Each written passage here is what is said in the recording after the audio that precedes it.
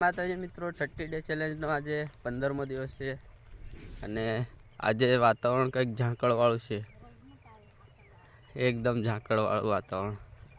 અને હવે અમે માંડવી ઉપાડવા જઈ રહ્યા છીએ અને વાડી બાજુ જુઓ. તો આજનો બ્લોગ કન્ટિન્યુ જોતા રહો. તો મિત્રો મેં માંડવી ઉપાડવાની ચાલુ કરી દીધી છે અને મેહુલભાઈએ પણ માંડવી ઉપાડવાની ચાલુ. તો મિત્રો બપોરનું ટાણું થઈ ગયું છે અને અમે જઈ રહ્યા છીએ ખાવા માટે.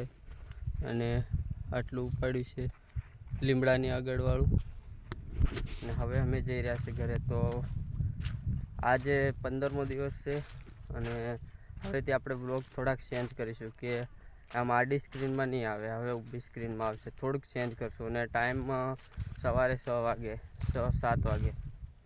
વાગેનું રાખીશું. તો કાલે સાંજે નહીં આવે,